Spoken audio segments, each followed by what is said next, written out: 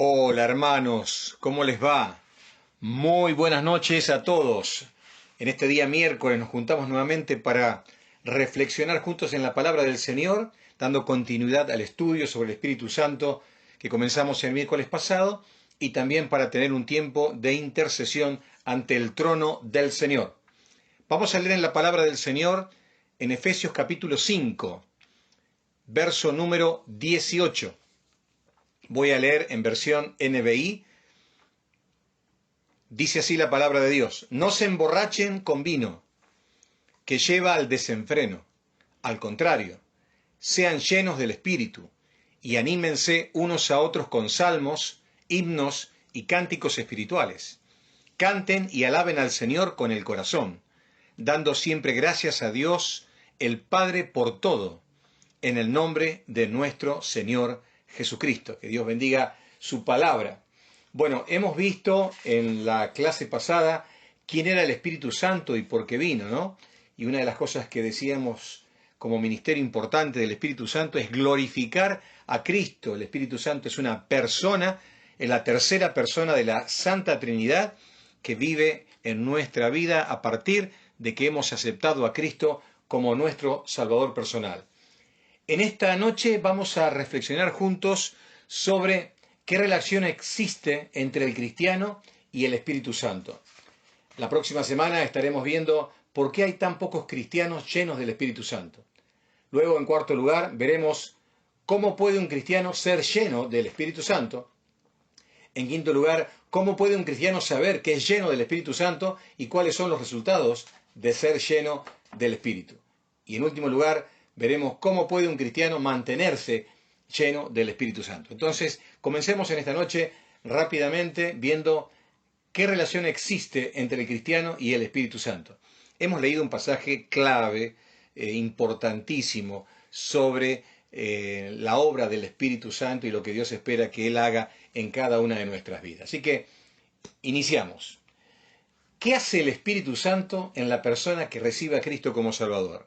Y vamos a leer algunos pasajes que nos van a ayudar a poder ir explicando la obra en nuestra vida. Así que vamos a leer en San Juan, capítulo número 3, verso número 5.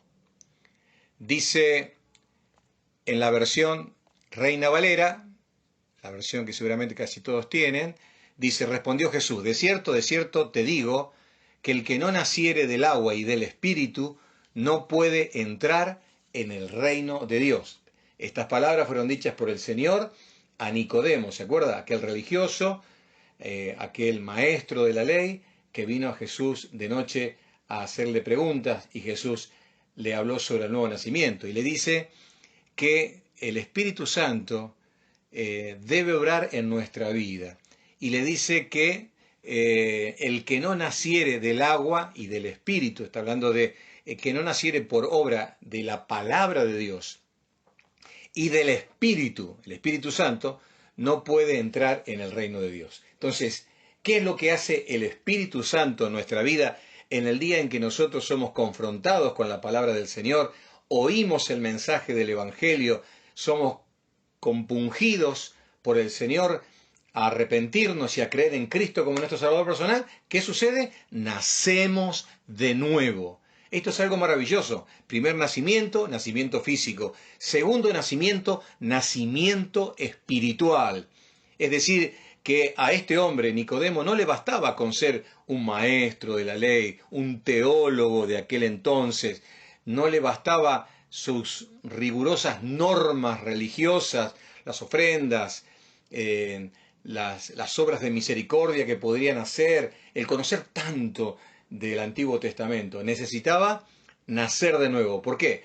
Se necesita nacer de nuevo, ¿por qué? Porque Dios no viene a enmendar la vida hecha, jirones por el pecado, la vida destruida por el pecado, sino que viene a dar una nueva vida.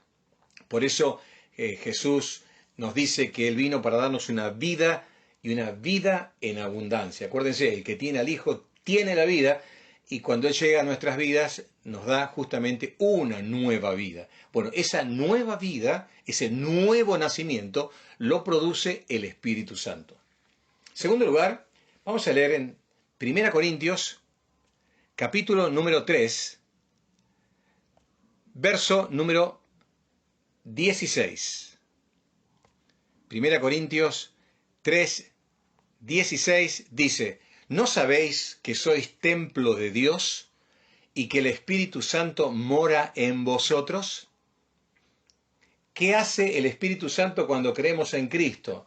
Viene a morar en nosotros, de tal forma de que Dios ya no habita en un templo hecho de manos, en un edificio. Dios viene a morar en el templo de carne y hueso de las personas que decidieron creer en el Señor Jesucristo. Así que una de las cosas maravillosas que sucede en la vida de un cristiano es que Dios viene a morar, así como aprendimos en la clase pasada, Él viene a vivir en nuestra vida, de tal forma que no estamos solos.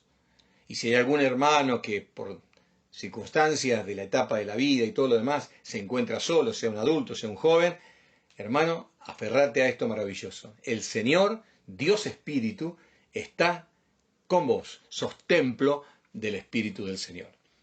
Otro pasaje para leer es Efesios, capítulo número 4, verso número 30. Lo que nos dice este pasaje es lo siguiente: y no contristéis al Espíritu Santo de Dios, con el cual fuisteis sellados para el día de la redención. El día de la redención es el día en que Dios va a transformar nuestro cuerpo de la humillación nuestra, como también Pablo lo dice escribiendo a los filipenses, este cuerpo que se enferma, que se envejece, este cuerpo que nos hace sentir que los años pasaron, que hay partes que duelen, que hay articulaciones que no funcionan como antes, este cuerpo que se arruga, este cuerpo que va cambiando y que va mutando. Dice que nosotros fuimos sellados por el Espíritu Santo para el día de la redención. Esto significa que Dios a todos aquellos que han creído en Cristo les ha dado el Espíritu Santo. El Espíritu Santo es el sello. Y el sello siempre tiene que ver con un sentido de propiedad. Esto significa que cuando algo se sella, cuando algo tiene, por ejemplo, el logo de una empresa, decimos, bueno, esto es de la empresa tal, esto es de la empresa tal. Tiene el sello.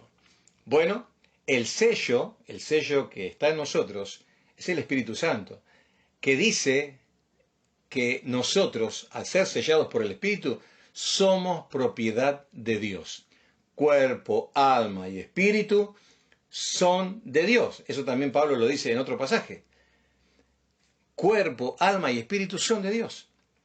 Fuimos comprados por precio, por el precio de la sangre de Jesús. Así que somos sellados, propiedad de Dios. Eso significa que Dios protege lo que es de Él, es su propiedad, y Dios lo guarda y Dios lo cuida. Qué hermosa promesa y verdad que tenemos. Vamos a leer otro pasaje en cuarto lugar, 2 Corintios capítulo 5, verso número 5. ¿Qué nos dice? Mas el que nos hizo para esto mismo es Dios, quien nos ha dado las arras del Espíritu. Vamos a leerlo en otra versión, digamos, para aclarar esto. Por ejemplo, en NBI dice, es Dios quien nos ha hecho para este fin y nos ha dado su Espíritu como una garantía de sus promesas. Fíjense qué lindo. En la versión anterior decíamos que el Espíritu es las arras, ¿no? Acá dice que es la garantía, ¿no? Es la garantía. Y podemos leer en otra versión, que puede ser Dios habla hoy, por ejemplo, y nos dice lo siguiente: Dios es quien nos ha impulsado a esto, pues nos ha dado el Espíritu Santo como garantía de lo que hemos de recibir. Entonces, fíjense, el Señor quiere que realmente estemos seguros de la herencia que nosotros vamos a recibir. Y es como que nos da un anticipo en garantía. Es como si te van a dar la casa y dice, bueno, esta casa va a ser tuya. Y entonces, ¿y cómo yo sé? Bueno, acá, toma, esta es la llave. O decimos, toma, este es el título de propiedad. Y es el anticipo. Y luego uno va a poseer digamos, la propiedad.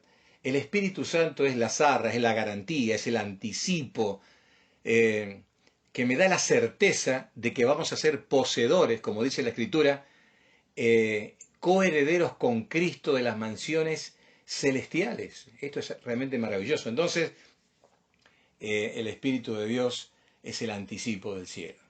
Vamos a leer otro pasaje. 1 Corintios 12:13.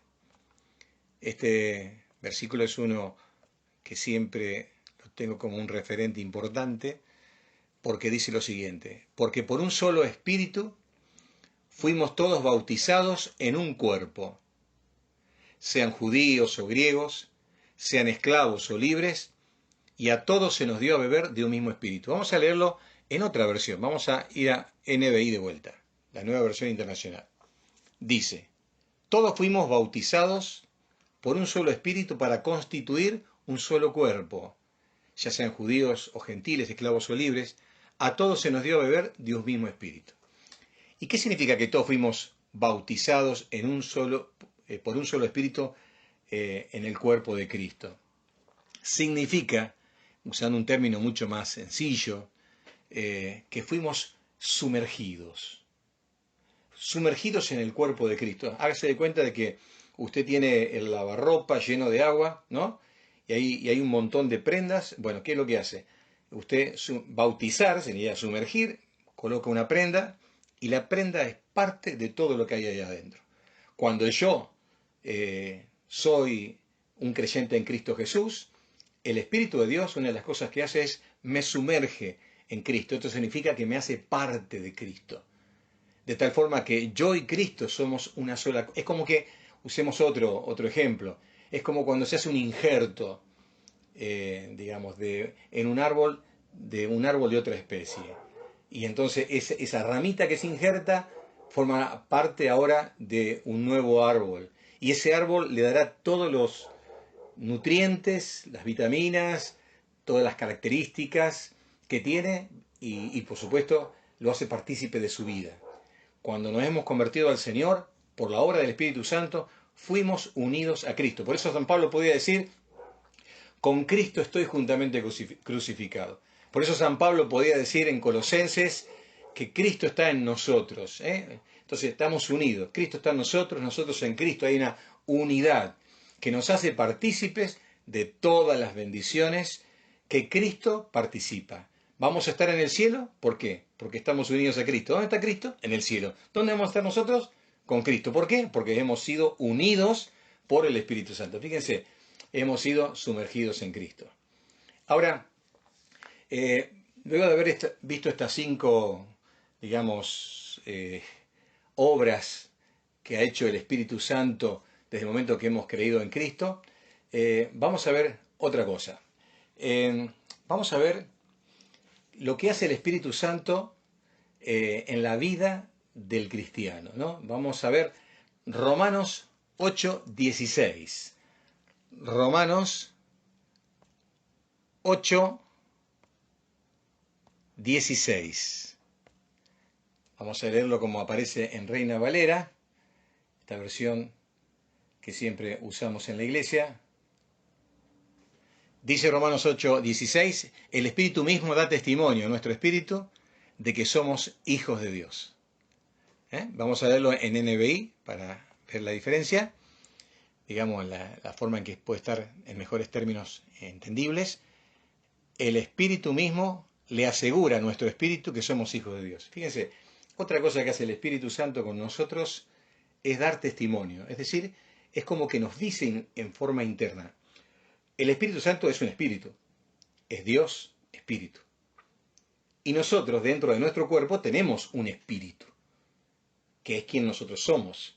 Y entonces el espíritu está en contacto con nuestro espíritu.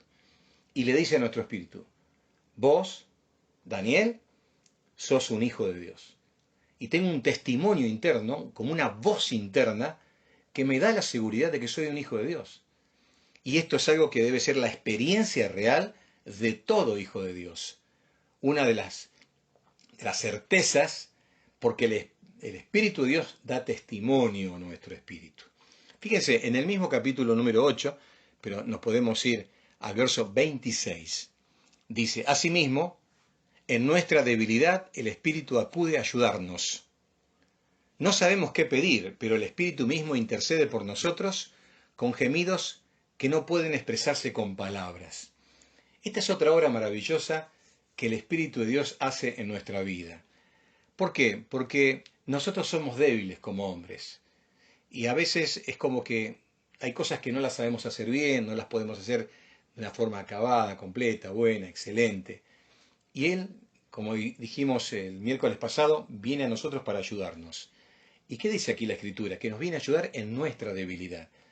Y entre todas las obras que hace en nuestra vida para ayudarnos en nuestra debilidad, una de las que hace es la que acabamos de leer recién, que dice que Él intercede por nosotros con gemidos indecibles. ¿Por qué? Porque a veces nosotros orando es como que no sabemos cómo expresar, por ejemplo, la angustia, no sabemos cómo pedir algo y poder decirle a Dios por qué queremos eso. Pero ¿qué hace el Espíritu de Dios? Interpreta lo que yo quiero decir, interpreta lo que yo quiero expresarle a Dios. Y entonces con gemidos indecibles, con un lenguaje divino, interpreta lo que hay en mi corazón y se lo transmite al Padre. Yo siempre he escuchado de un pastor que ya está con el Señor, haciendo referencia a este versículo, él decía que la madre de Agustín, o de San Agustín, el padre del cristianismo, del siglo IV, esa madre se llamaba Mónica, y su hijo en la juventud, ella era una devota cristiana, y ella pedía que su hijo, por favor, no vaya a Roma, porque en Roma se iba a perder. Y la intención de ella es que no se pierda, que se salve, pero ella no sabía cómo expresarlo, que no vaya a Roma. Resulta que él va a Roma, pero en Roma se convierte al Señor y se transformó en uno de los grandes teólogos que con sus enseñanzas forjó el pensamiento de muchísima gente y ha sido de mucha bendición. Entonces, ¿qué hizo el Espíritu Santo? Interpretó lo que ella tenía en su corazón y transmitió. Y Dios en respuesta obró trayéndole la salvación aún en un lugar tan hostil como era en ese momento Roma. Vamos a ver ahora cuál es la principal razón por la que hemos de ser llenos del Espíritu Santo. Y vamos a leer un versículo muy conocido que tenemos en Hechos, capítulo número 1, verso número 8, que dice lo siguiente, lo leo en versión NBI, dice, pero cuando venga el Espíritu Santo sobre ustedes, recibirán poder y serán mis testigos, tanto en Jerusalén como en Judea, en toda Judea, y Samaria, y hasta los confines de la tierra. Este es un versículo misionero, ¿no? Que habla de la responsabilidad de la iglesia, una responsabilidad de carácter simultáneo, de no solamente predicar en Jerusalén, en el terruño de uno, en la familia, el lugar donde uno está, sino también dentro de la misma cultura. No tiene que olvidarse de lo que sería para nosotros, por ejemplo, todo nuestro país, y también en Samaria. Samaria era una cultura mixta, digamos, donde había mezcla y similitudes con la judía, pero no del todo, y esto tiene que ver con culturas similares a las nuestras, como las que están en Latinoamérica, por ejemplo, o en países hispanohablantes y demás, y hasta los confines de la tierra, es decir, donde Cristo no es conocido, no es anunciado, donde hay personas que hablan otras lenguas. También la iglesia tiene responsabilidad de compartir el Evangelio a ellos. Y entonces, ¿qué nos dice entonces cuál es la principal razón para ser llenos del Espíritu? Bueno, para poder ser testigos eficaces, porque cuando estamos llenos del Espíritu tenemos un poder especial en nuestras palabras. El Señor usa nuestras palabras con poder para llegar al corazón de la gente de una manera que tal vez nosotros, por supuesto, en nuestras propias fuerzas y razonamientos lógicos y humanos, no podríamos llegar. Pero Él sí nos da un poder y ese poder viene por la obra del Espíritu Santo, ¿no? De la misma forma podríamos leer Hechos 4, 29, 31. Busquémoslo al pasaje de Hechos 4, por ejemplo. Hechos 4, 29, nos dice: Ahora, Señor, toma en cuenta sus amenazas y concede a tus siervos el proclamar tu palabra sin temor alguno. Había mucha oposición en la iglesia primitiva y entonces ellos dicen: Señor, ayúdanos a compartir el mensaje. Y por eso extiende tu mano para sanar y hacer señales y prodigios mediante el nombre de tu santo siervo Jesús. Y dice que después de haber orado, tembló el lugar en que estaban reunidos y todos fueron llenos del Espíritu Santo y proclamaban la palabra de Dios sin temor alguno, ¿no? Justamente el Espíritu Santo nos da un poder y nos quita el miedo, nos quita la vergüenza. Por eso es tan importante, de antes de hacer el testimonio personal que queremos compartir, oremos al Señor, pidamos que Él nos llene del Espíritu Santo y compartamos el mensaje del Señor. En Efesios 5:18, que hoy estuvimos leyendo, recuerdan que nos dice en el verso número 18 estas palabras. Leo en versión NBI: no se emborrachen con vino que lleva al desenfreno, al contrario, sean llenos del Espíritu. Sean llenos del Espíritu. Y algo para tener en cuenta. Fíjense, si ustedes se ponen a leer el versículo, podrían en este momento hacerse esta pregunta: ¿esto es una opción que está sujeta a mi libre albedrío o es un mandato? ¿Qué diferencia hay? Cuando algo está sujeto a mi libre albedrío, significa que yo lo hago si quiero. Cuando algo es un mandato, los mandatos no se cuestionan, se obedecen. Eso uno lo aprende en la vida militar, todos aquellos que han participado de la vida militar. Las órdenes se cumplen. Y acá hay un imperativo. El Señor dice: sed llenos del Espíritu. Y eso es una orden, es un imperativo. Entonces, esto nos muestra que la voluntad de Dios realmente es que seamos llenos del Espíritu. Ahora, ¿qué significa ser llenos del Espíritu? Ser llenos del Espíritu significa estar controlados por el Espíritu. Es como que tenemos nuestra embarcación, la vida nuestra es como una embarcación, y el timón lo tiene el Señor. Él dirige hacia dónde ir. Es como si fuéramos un caballo. Las riendas las tiene el Señor. Él dice: frena, avanza, para allá, para allá. Él dirige. Y cuando una persona está llena del Espíritu Santo, significa que está bajo su influencia, bajo su dirección. Es el Señor que está guiando los pasos en que la persona va avanzando. ¿Se acuerdan de Jesús? Cuando Él fue bautizado, volvemos al bautismo. Después del bautismo dice que el Espíritu Santo le llevó al desierto. Él podría haber dicho: no, yo no quiero ir al desierto. No, pero ser lleno del Espíritu es dejarme guiar. Y cuando Él me indica algo, yo no lo contristo, no lo entristezco, sí, justamente obedezco al Señor. Vamos a ver, ya terminando, algunos resultados de la vida llena del Espíritu. Y vámonos al pasaje que hoy estuvimos leyendo en Efesios 5, que sería el verso 19 al verso número 20 de Efesios, ¿no? Fíjense lo que dice: hablando entre vosotros con salmos, himnos y cánticos espirituales. Una de las cosas que hace el Espíritu Santo es cambiar nuestra habla. Porque estamos bajo el control del Espíritu, nosotros cambiamos el hablar. Nuestro hablar tiene que ver con edificar a otros. Nuestro hablar tiene que ver con alabanza al Señor. Tiene que ver con la palabra de Dios, dice, hablando entre vosotros con salmos. Es decir, estamos dejando que el Señor gobierne nuestras vidas y edificando la vida y estimulando la vida de los demás. Hermano, el Espíritu Santo nunca me va a guiar a que tenga un lenguaje impuro, a que use palabras comunes de la calle. Nunca. Tenemos que entender que eso es pecado. Y cuando una palabra sale de nuestra boca impura, tenemos que pedir perdón por haberlo pensado y por haberlo dicho. También cuando ofendemos y herimos a alguien con nuestras palabras, tenemos que ser responsables de lo que decimos. Entonces, una vida llena del Espíritu Santo también muestra que no solamente se convierte el corazón, sino que se convierte la lengua. y necesitamos que el Espíritu Santo guíe nuestras palabras para que nuestras palabras fortalezcan, para que nuestras palabras sanen el corazón de la gente, animen y den fuerzas a los demás, sean buenas noticias para los demás. También dice, cantando y alabando al Señor en vuestros corazones.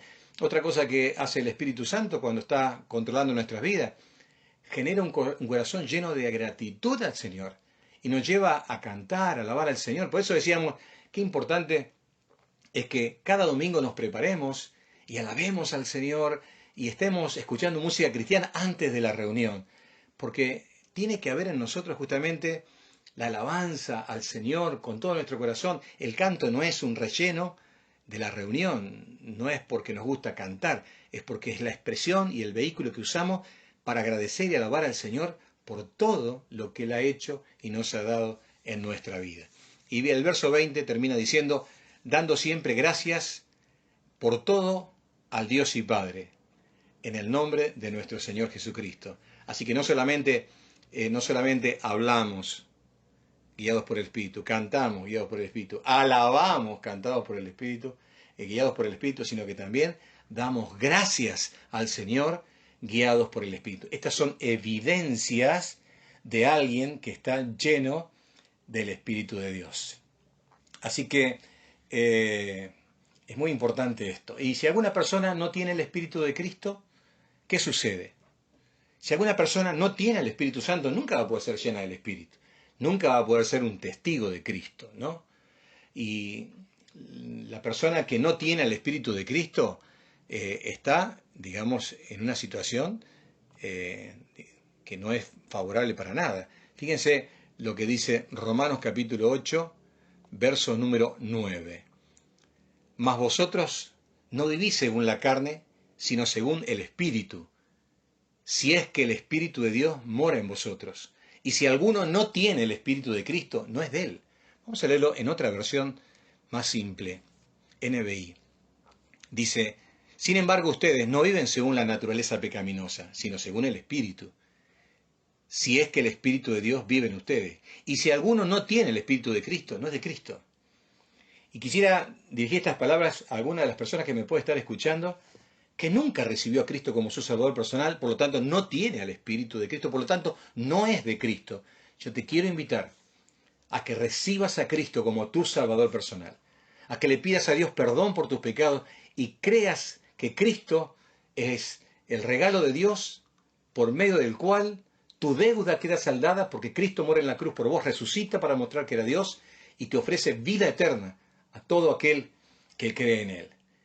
Si querés que te ayuden, la gente que está en la célula familiar, ellos también lo pueden hacer, pero sería una hermosa oportunidad ahora de recibir a Cristo allí donde estás, cerrando tus ojos, abriendo tu corazón y diciéndole, Señor, perdona mis pecados. Yo abro mi vida, ven a mi vida, quiero que seas mi Salvador. Yo quiero ser de Cristo. Quiero recibir el Espíritu Santo. Y si haces esta oración de todo corazón, el Señor viene a vivir a tu vida. Así que bueno, de esta forma llegamos a la conclusión de la lección del día de hoy. ¿Qué relación existe entre el cristiano y el Espíritu Santo? Que Dios les bendiga. Entramos ahora seguidamente al momento de la oración.